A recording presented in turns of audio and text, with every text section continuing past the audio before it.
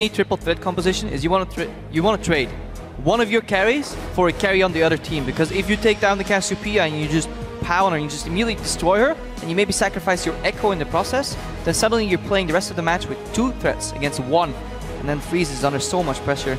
So that's definitely the angle Rocket want to take. However, they have to get through that defensive line.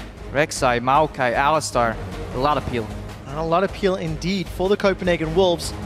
We'll see how they handle themselves. Both of these teams 2 and 6 in the bottom half of the table. A lot of pressure on their shoulders. Yeah, and an interesting thing for people watching at home right now, we ran the stats. When Rocket gets ahead at 10 minutes by like 200, 300 gold, they end up losing. If they get behind, however, just ever so slightly, a couple hundred gold, they win the game. So if there are any Rocket fans in the crowd, cheer for your team to be ever so slightly behind at the 10-minute mark. It's statistical anomaly. Stats don't lie. On the side of Rocket, but it does fit into their play style of very passive early, very passive mid. They've got a slightly different flavor of team composition with this Kalista, with this Gragas, and very importantly with the Echo, because Steve is going to be getting his hands on this champion, and we need to see how he's handled himself. Struggled a little bit in summer, but it's fair to say he's been focused quite heavily as well. So we are loading up onto the Rift for game number 9 here for Rocket and the Copenhagen Wolves. Hit us up on Twitter at LOL Esports. Will Rocket or Copenhagen Wolves pick up their 3rd victory in the first half of the split? Yeah, hashtag ROC win, hashtag CW win. Steve indeed, he's facing that Maokai, and that's what I want to see. How efficient is Maokai still in the current meta over in Europe? Because his win rate is deep below the 50% mark. Obviously, that doesn't tell the entire story, because it is a champion that usually top laners go to when they're a little uncomfortable. It's the staple pick that always works, so people with a Shao champion pool are more likely to end up playing Maokai.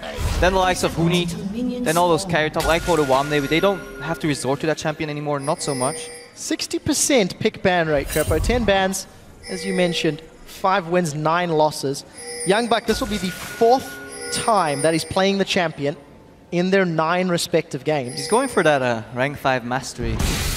That's something you can do. If you get that rank 5 mastery, you unlock a new emote, Control 6.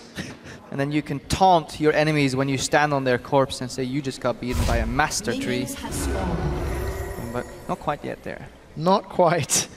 And we'll need to see if he's logged the hours. Young Buck, of course, going to be trying to put on a show. Copenhagen Wolves had a little bit of difficulties this week. And my eyes are going to be on Shook, for sure. We've not seen him in several months. Got his hands on Rek'Sai, has the theoretical ability to try and maybe punish this Varus. Ooh, interesting. They're going for the stop. So Janna Kalista not doing the double golems. Alright, this indicates that they want to see if they can use their double range advantage to punish Unlimited Freeze as hard as they can. Let's see if they actually end up pushing this lane too much. Very interesting laning phase, because Alistar Silver get massively outranged. There's no engage potential yet. And you want the lane to push back, so you want to eat auto attacks to aggro the creeps right there. That's what Unlimited wants to do. He wants those creeps to attack the Janna, so his creeps attack the enemy creeps, and then the lane auto pushes.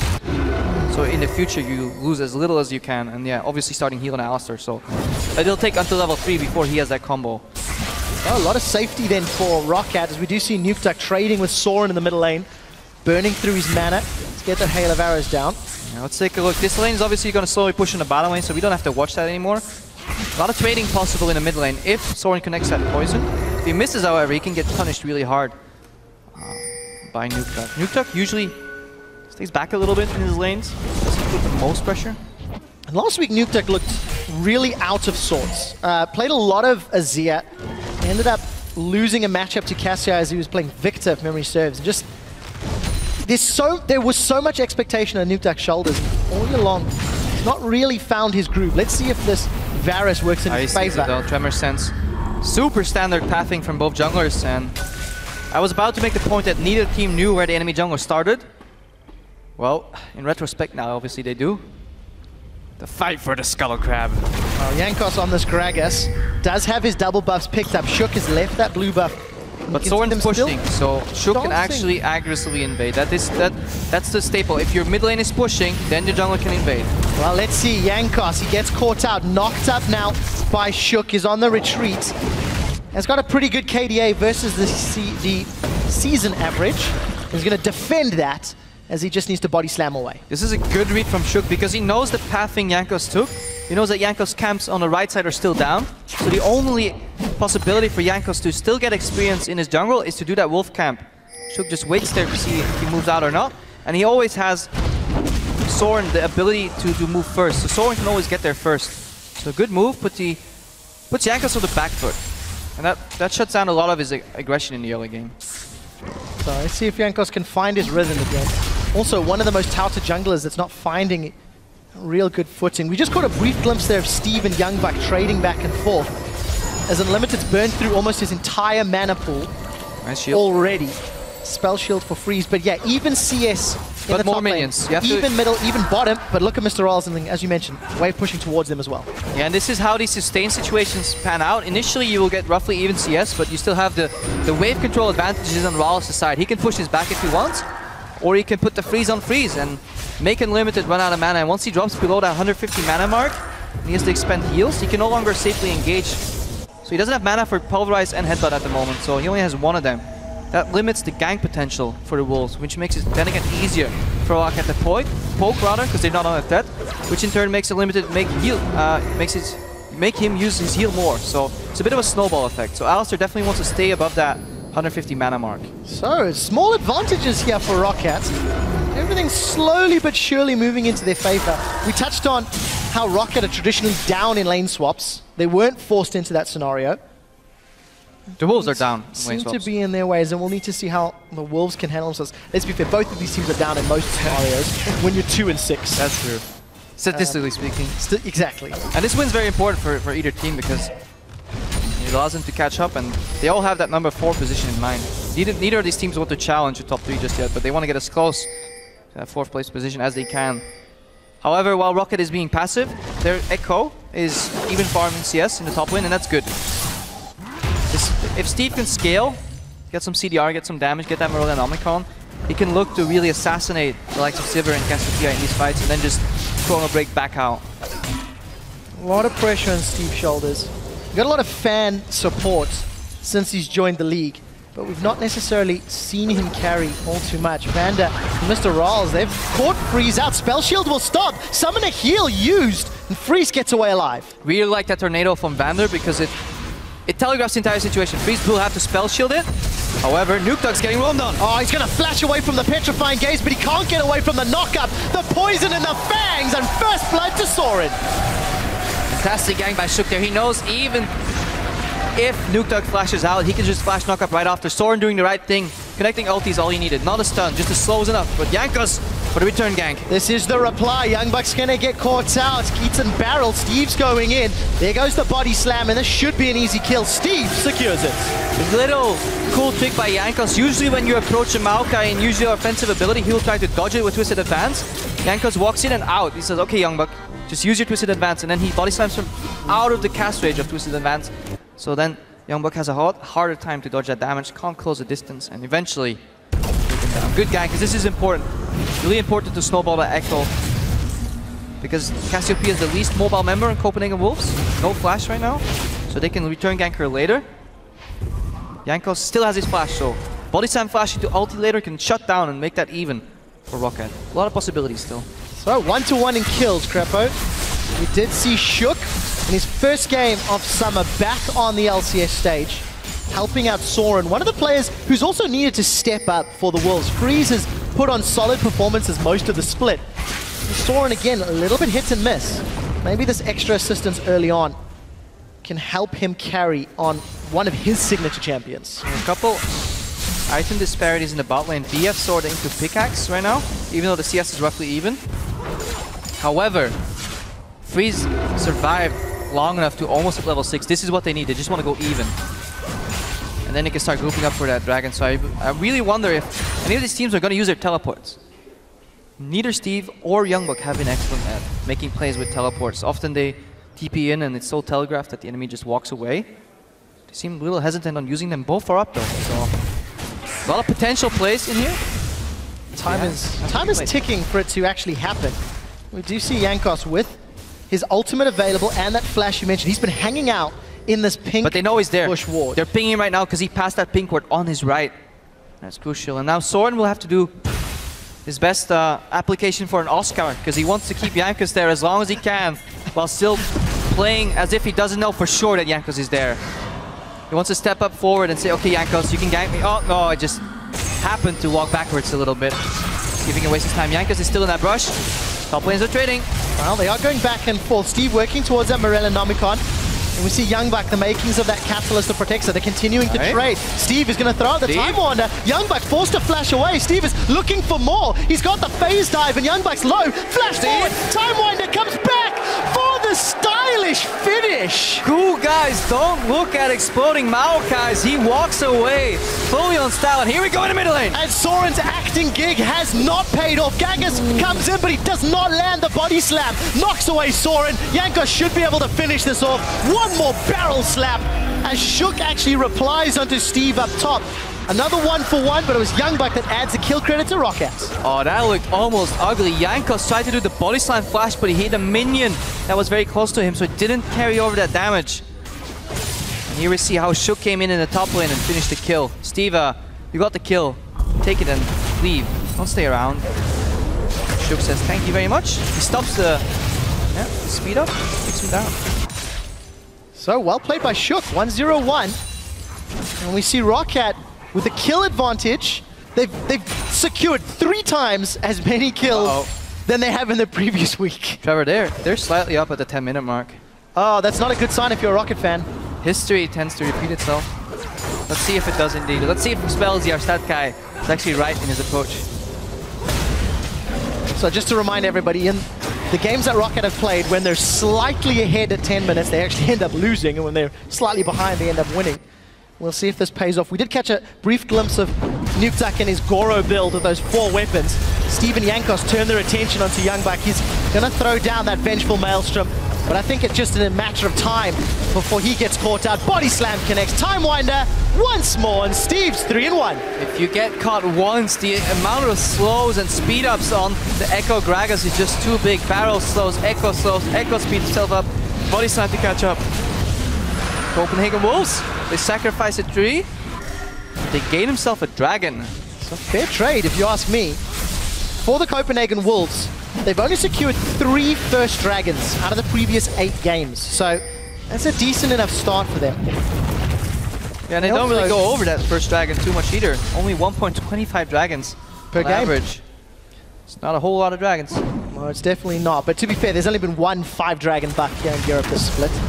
It's not really been a key to victory for the European teams. It's the towers and the gold that tends to weigh more on our squads. Yeah, now the Wolves, they got the dragon, but not by grouping up, not using that Sivir ulti to their advantage. Wait, that one is a bit of a miss. Howling Gale doesn't connect either. Chain of Corruption must be the most missed skill shot. That doesn't connect either. Comedy of errors in the middle lane as nobody lands anything. See, I played a solo queue game earlier today. I don't play too much solo queue, and I must say I sympathize with these fine gentlemen. I know how it feels to miss your skill shot and then have everybody watch you if you're a bad player. But life goes on. Missed skill shots on either side. Nobody dies. Just a little hurt in their pride. But these are sturdy gentlemen. They'll recover from this. They will, and they will try again once more in the not too distant future. Jankos is making it very clear where his priority is this game. This is what, the 4th gank in the top lane. Like the wise philosopher Dr. Jat Leesman once said, if you at first you don't succeed, try again, and looks like Jankos is trying again. Jankos is in trouble. Youngbuck is going to be going down once again. Time Wonder comes back. This time doesn't secure the kill. It's not over yet. It's down in the bottom lane. Boomerang Blade comes up. Mr. Rolls is trying to hop, to skip, to jump. He's going to get the Monsoon for safety. Time Winder for Peel. Steve decides to go back in. He bursts down Soren, but it's not enough. The barrel will send Soren home. Jankos picks up the kill, trading 1-for-1. Yeah, both junglers instrumental in this game. 4 out of 5 kills for Jankos. 100% kill participation for Shook, so they got a tier 1 jungler and they're making it work, and this is why Rek'Sai and Gragas have been such staple picks so far. Now Shook's looking to assassinate Nukeduck. It's a little much to do on your own. But Rockcat, they take a tower in the mid lane. Couple kills in advantage. They're slowly getting this advantage on the Wolves, and honestly they should start grouping with Sivir somewhere. Make a play. Make a group play because they're getting out-skirmished. especially in the top lane. So advantages to Rocket, a tower, a bunch of kills, successful ganks. Rocket are looking like the team that every other LCS squad thought they were. And we'll need to see how Copenhagen Wolves can slowly start to recover. Let's also be fair, Copenhagen Wolves have had some difficulties this week and a substitution. So they're also trying to find some rhythm with their new 5th man. But they're not changing it up. When Youngbuck gets ganked once and dies, twice and dies, 3 times and dies, I feel like he should start using his teleport to go into these other lanes, make it play. Every time we see Copenhagen Wolves make a play on a Kalista, and she barely survives because of the Janna reset. Imagine if they have a deep ward right there. Youngbuck can teleport on. He's Soren. Well, let's see. Soren gets knocked back into the chain of corruption. Hail of Arrows comes down, a couple more shots, and Nukeduck gets the kill on the blue buff. Deja vu. Not gonna secure a kill. Jankos is really stepping up this game. But the Wolves are falling for the same tricks over and over and over again. Soren gets hit, Youngbuck gets hit, and it's a repeat scenario, and they're not learning from their mistakes. So let's see how Rocket can continue to press their advantage. 15 minutes gone, 2,000 gold lead, and Nukeduck and Vanda chunking down an inner mid turret. While Mr. Riles has been left uncontested in that bottom lane, he's built himself up a healthy CS lead. Everything's looking solid here for Rocket as they set themselves up for a strong mid game. Rocket definitely poised to take more advantage of this map. Wonder what's next. Ideally, they should open up another tier 1 tower right now. That's what they want to get, but they're still pretty healthy. Go over on my screen on the bottom. However, bottom towers, half HP. Top tower, half HP. I lied, they're not healthy. Want to see Rocket put a couple of members on one of these side lanes, push out mid, rotate, put the pressure on, and secure these tier 1 towers. Stop going for kills unless they're attached to another tower. So let's see if Copenhagen Wolves can bounce themselves back. They do have the ability to group with Sivir. Infinity Edge now picked up as well. A lot of peel and protection if they can make a decision, if they can move around the map. We've not seen teleport plays come in from either of these top laners yet. They've been content to just pick on Youngbuck and keep chopping down trees. And Steve is definitely content scaling because Rocket right now, they have their biggest lead they've ever had in this split at the 15-16 minute mark. So definitely feeling happy. It's easier to play with a lead. Just gives you so much more opportunities, a lot more pressure on the map, and we've seen when you back the Wolves into a corner, they become quite predictable. Teams with decent shot calling will exploit that predictability and make that lead even larger. And talking about that biggest gold lead, Crepo, when Rocket have played standard 2v2 lanes, which has been 5 of their 8 games, they're actually usually down 2,000 gold by 20 minutes. They've turned that around before 17. And Jankos has set his sights on this bottom lane tower. We saw how much damage had been secured. There's vision to play with. Yeah, triple pink ward backed up with 3 green wards in front of it. Jankos is controlling the tempo of this game. They're aware of each other's positions, but they don't care. They just want that tower. Look at the mid lane as well. Nukeduck is keeping Soren down in the mid lane. He can roam at any point, quicker than Soren can. I would like to see him do that. So let's find out. Tower's going low. Jankos is hanging out on the side. We do see the engage from Unlimited. Shook is trying to come in. He has a teleport from Steve. He's pulled the trigger first, I believe. He's rocked up. We do see Youngbuck arriving. They're about the same time. That's a knock away from the explosive cast. Copenhagen Wolves are in retreat. Steve, Riles are chasing them down. Nukeduck may be able to solo Soren. He does. Now Shook is throwing out those Prey Seekers, but it's simply not enough. Rocket get 2 kills and a tower. And again, Youngbuck TPs later than his opponent, even though Copenhagen Wolves were the ones under pressure. So, congratulations to Rocket, extending that gold lead even further. They now get onto the Dragon and set themselves up for the most impressive early game we've seen from them all summer long. And at the same time, the Wolves, not much has changed. Let's look at the gold real quick right here. Who has all those monies? Nukeduck in the lead, 7.1k. You see how he's passive. He's, full 1.2k ahead of his lane opponent. And they're playing a triple threat composition, which is big because they've confidently shown that they can trade evenly, threat for threat, even if not stay alive. And that makes it so hard for the Wolves because all their damage just runs out eventually. Yeah, we'll see whether or not Wolves can position appropriately with the Sivir or not. Because the fact of the matter is, the Wolves are not doing a whole lot. They're playing a little closer to Rocket style that we've seen from the previous weeks. And for Steve, I think this is a good position to be in. Almost got that Lich Bane completed. Yeah, let's talk items for a moment. If you're a top lane Echo player, you want to learn Echo Part 1, which is Steve, and then want to transition to Echo Part 70 million, which is Huni. Still the build you want to do. CDR, AP Mage Assassin, go in, and then ulti out. Well, Youngbuck is being focused down. Rocket have started this one. It's a 3v3 before Nukeduck has arrived. Chrono Break gets the burn down onto Youngbuck as the phased eyes throws him onto Unlimited. We did see that chain of corruption thrown out from Nukeduck to add to the mix. 2 kills and another tower. The best part about Chrono Break is that it resets tower aggro, so it facilitates dives, and if you fight for 2 or 3 seconds, then eventually you will go back to your ghost, but if you're in the same place, that's right where your ghost is, and you do massive AoE damage. Steve picks up another kill, and the Wolves, they all say hashtag keep howling, but they will need a lot of howling back into this game. 6,000 gold down, 4 towers down. Soren wants Rawls. Rawls has not left this lane. He knows he's around, but just doesn't know where. Is anything gonna happen? You feel the tension. It's palpable. That's why I'm stopping. Are you adding dramatic? Yeah. Well, that was anticlimactic. I'm not gonna lie. Shook taking down a Grump!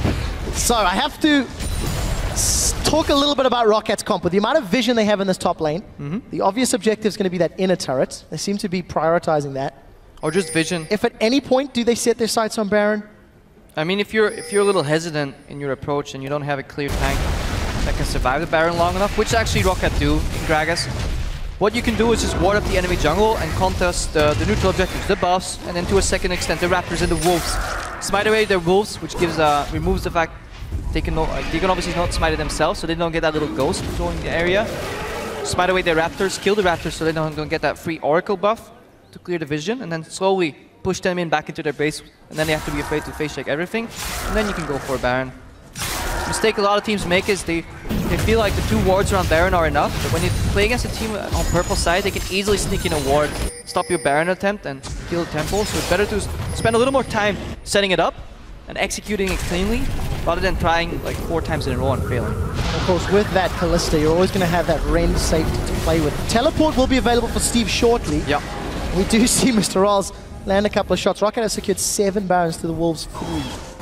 So a little bit more priority on that objective. They've got themselves a super solid lead, and it's Soren that's left to defend against Steve's split push. So we're 21 minutes into the game. Copenhagen Wolves haven't grouped a single time with their Sivir, because Rocket is pressuring them in the side lane. Steve is always drawing somebody there. We see Rawls moving to the top lane. He doesn't want to group in mid lane. He doesn't want to facilitate that group. Rocket want to go for the 1-3-1, warding between and make pickoffs.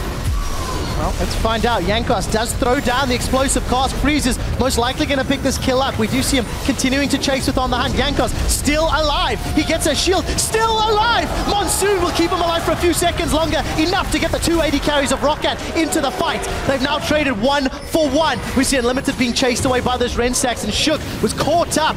It looks like he's going to get run down as well. Copenhagen Wolves get 1, lose 2, and Unlimited will follow suit. Who's going to get the kill credit? Mr. Rawls. No one not going to land the shot. Double flashes. They really want the triple, and they get it. Yeah, very poor target prioritization from Copenhagen Wolves. They could have killed Rawls here. Wow, look at that damage. Petrifying Gaze doesn't stun. Steve jumps in. The Archangels is going to keep at least Soren alive a few seconds longer. But Rocket now set up onto the tower. Yeah, and the Copenhagen Wolves, they focus down the tank. This allows Rocket to buy enough time for Rawls to just keep hitting people over and over. Nobody was hitting him. Twisted Advance did not connect on the Callista. Here's Super Shook coming back in. And we do see Steve. He's going to chrono break to safety, split up the threat. Copenhagen Wolves looking for something and not going to find it. Rocket have now been able to regroup. The teleport and Void Rush was used for absolutely nothing. Youngbuck's tree has been focused so heavily. 0-6-2. They're not looking too great, and 10 deaths are on 2 people on the Wolves, and that's big. Look at it. They find Jankos, which is alright. So why use your combo here if you're Alistar? Just get Rawls. Somebody just get Rawls. And look, Jankos doesn't have anything left. You can go to Rawls right now. Just focus him. Twisted Event. No, that's the wrong target. And then Rollis is still untouched, hitting people over and over again, and then once he gets that Rend execute, nobody's going to kill him anymore. So the Wolves had their window right there. I feel like they missed it a bit. They should have grouped earlier. You see how easy it is to catch people off guard when they get lulled into this false sense of security because of the gold lead. Which is why Sivir is such a potent pick. Definitely first pick worthy, in my opinion. If you group, if you don't group and you don't use the power, you find yourself 10,000 gold down. And with all the wave clearing threat that Sivir has, no towers secured yet for the Copenhagen Wolves. Ooh, yeah. Soren between a rock and a hard place. Luckily no vision. So Dragon number 2 will be secured here for Rocket. Looking at Steve, he's now picking up some magic resistance, which means it's... What Echo wants to do is dive in and survive for a decent amount of time. As long as you can't stun lock him down, it's usually not wise enough to focus him, because he always has chrono break, which makes it so hard to deal with a top lane Echo that has a mild lead on you, because you kind of want to focus him because he's hitting you, but you know it'll be wasted damage, wasted cooldowns if he presses ultimate. Speaking of ultimates, he has freeze. Well, let's see. They are going to try focus Steve. He's going to chrono break backwards and jumps onto Soren. Not going to be enough for the kill, but that was a whole lot of damage. The rest of Rocket did set themselves up towards Baron, but they didn't start it. And that's Steve getting caught out. That's what you have to do. Group up, press R, and pray that you get a kill, and that Rocket's not ready for it. Steve overextending, disrespecting the Sivir ulti. He's getting closer to his second item, whereas Wallace is a full QSS ahead. He has Runan's BT and QSS. He'll be hard to kill. Steve is hard to kill. Nuketook has massive range, so he's easy to kill if you get to him. But getting to him is rough. And then you have double disengage with Dragon's Barrel with Janna. And this is why it's so hard to play against these, yeah, as we say, keep saying over and over and over again, triple threat with disengage. If they get ahead, then it's hard to play against them. If you get ahead against them, then it's obviously easy to run them down because they all fall down so easily because they're so squishy. So TLDR, win your early game. Win lane, win game. Win lane, win game. Not always the case for Rocket, but today they're proving they can buck the trend. And when they are facing a team that is also struggling, they at least seem to be playing very confidently. The toughest task lies ahead. Cracking the inhibitor turrets and clearing out the base. Little difficult against Cassio Sivir, but with the amount of poke and wave clear and even dive. I think in true Rocket fashion, and to an extent also in true Copenhagen Wolves fashion, this game will slowly inch forward and eventually Rocket will pick it up and then Copenhagen Wolves will crawl into their base, defend, hold on as long as they can. Till eventually they run out of oxygen. And they get suffocated by the pressure from Rocket. When are they going to get this Baron? It's not a matter of if, more a matter of when, in my opinion. So I want to see how they use their vision control. Their one upgraded Oracles on Vander right here. That Talisman of Ascension to outrun the Sivir. They can just control the waves, control the vision, then move back to the Baron. It's interesting to see the Talisman Ascension on both Janna and Alistar. Item's gaining a lot of popularity in the last couple of weeks. Very meta. Since it has changed, it gives you a little extra gold, longer range, a little more regen. Mobility is key in a lot of these team compositions. Here we go, Shook gets poked out. He's going to flash over the wall, gets away from the explosive cast, but flash used. So we know those flash knockups not going to be available for several minutes, meaning Nuke Duck a little safer on that back line. One less threat for the next team fight. They need to get rid of that pick ward right there. If they can get that out, push Copenhagen Wolves into their base and then disappear into the darkness without allowing them to put any more wards near the Baron pit, then they can facilitate that bait. Here's a limited. So let's see, Unlimited throws down the Unbreakable Wall. He too flashes away. Next. Rocket playing the waiting game effectively and continuing to get summoner spells. Now they don't have to do it super cleanly rather because they have the Kalista Rend to execute the Baron. So let's keep an eye on those stacks. Shook he knows. Gonna move around. He knows full well this is happening, especially because he's just put a ward down. Teleports for both Steve and Youngbuck. Look at them in the bottom of your mini-map. 3,000 hit points on Baron. Here's the TP from Youngbuck. He'll arrive a second lower. Secured by the Ren. But this might get messy as Rocket are retreating. Chain of Corruption is going to try lock Copenhagen Wolves together as Jankos is taken out. Vander and Rolls, they're retreating. They're hopping backwards. But Youngbuck is staying alive and staying true. Freeze gets a kill, gets a double. Rocket lose 4 for the Baron. And I'm not sure that was worth. Yeah, me neither, Trev. Yeah, Rocket start the Baron, but they give enough time for the Copenhagen Wolves to come up with a plan. They place a ward. The ward doesn't get swept, so you can still TP on it. In that fight, Limited 500. 18th player to do so in Europe, Crapo. Yeah, 500 assists. Great mark. And this, yeah, makes the game interesting. We see the power here if the Wolves can group and distract Rocket a bit, and if they're not in a good position to make their disengage efficient. I see Jankos as well. Let's watch it again. Jankos watches HP. We're focusing. Shook goes for the steal, but now Young Bucks is actually first. And we see Unlimited going with the zone, two-man combo, so that forces the flash from Rawless. And now Young Bucks in the middle of them, so they have to run away, even though he flashed backwards. Okay. A little questionable flash here, but Freeze is alive and he's untouched, and then Unlimited comes in with the CC. A little questionable flash from Young Buck there in my opinion, but it worked out, so hashtag work. But the Wolves are still 7,000 gold down. And this may be the first tower of the game. It will be the first tower of the game if Freeze can hit it. Decides to play safe instead. Rawls is going to defend. 30 minutes on the clock, and Copenhagen Wolves have yet to take an outer turret down. But that gold lead is now becoming slightly... Come on, Freeze. There we go. 30 minutes on the clock. Still 7,000 gold. And Nuktuk is the only one with Baron Keep's buff left, so if we want to keep him alive and pushing. And we're on the steps of the Copenhagen Wolves base. Rocket trying to set themselves up.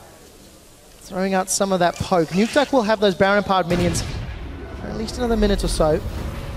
Well, seems like they want to flank here from Young Buck. No teleport. If you run straight at Rocket, it's going to be hard to get them because Jankos is disengaged and Monsoon is so easy to use if everybody's just charging at you. Stand a little bit behind your carries and then flash Monsoon in. Look at the tower crumble. We need a flank. Somebody needs to get to the side, threaten the flank from Rocket and force them back, or at least make their position a little more awkwardly. But nobody opts to do so. Look at that tower getting chunked down. That Baron-empowered siege minion. No flashes on Wolves. This is vital. If Rocket are tracking these, they know they have the safety to move up. And Wolves become so predictable in their approach. Well, we do see Unlimited's trying to get in, has used the Ancient Coin on the Hunt's popped as well. And they don't connect. Look at the damage from that piercing arrow.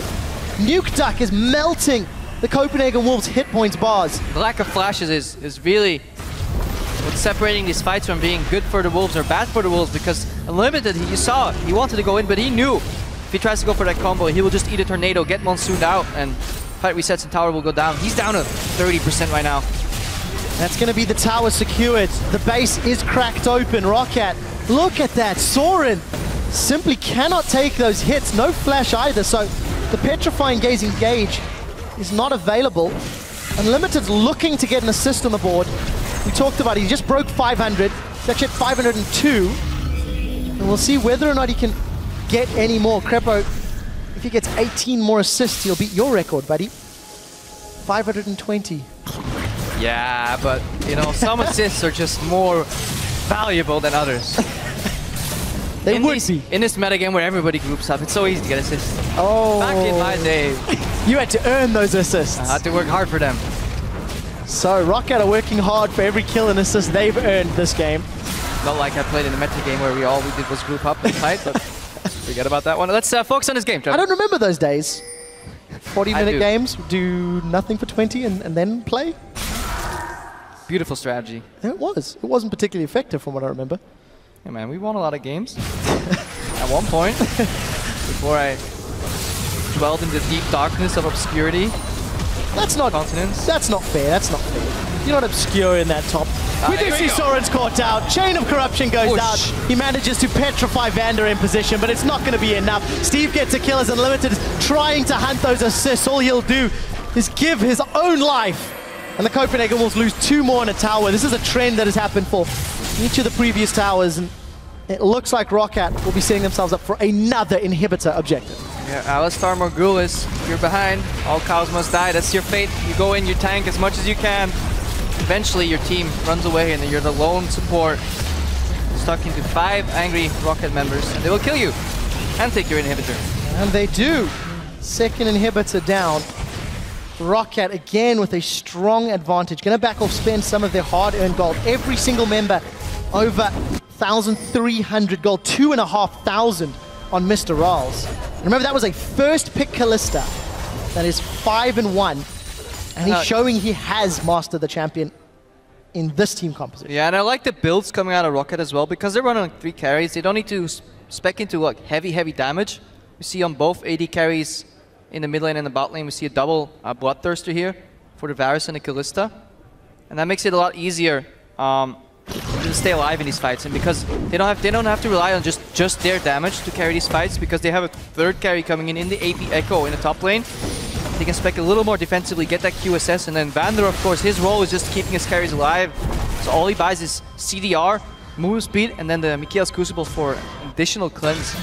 So good itemization by Rocket. Obviously easy if you're ahead, because it makes them ever so more efficient. The thing is, though, when you look at the gameplay, Rocket earned this lead through repeated ganks, actively pushing towers, efficiently grouping.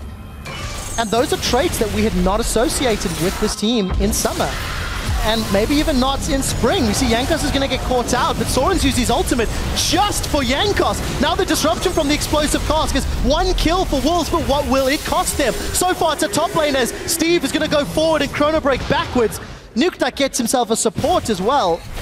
And Jankos is just so tanky. He can buy enough time even if he face checks. He traded that face check for Cassiopeia ultimate, which is massive, because in the scope of the team fight, that's one big key ultimate down for the Wolves, and they have to settle for a 1-for-2 trade, and they're losing their 3rd inhibitor right here. Desperation plays from the Copenhagen Wolves. They lose another tower. Freeze loses 30% of his hit points from 1 poke from Nukta.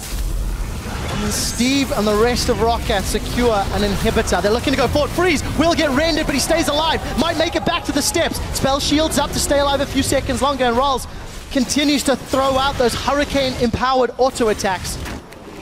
Super minions in all 3 lanes. Double super minions for a little while. That mid inhibitor will respawn very soon, but 36 minutes, and Rocket have got the makings of a strong victory. A lot of free farm here for Copenhagen Wolves. Always look on the bright side of life. That life doesn't seem to last that long anymore, as Rocket's setting up for another Baron.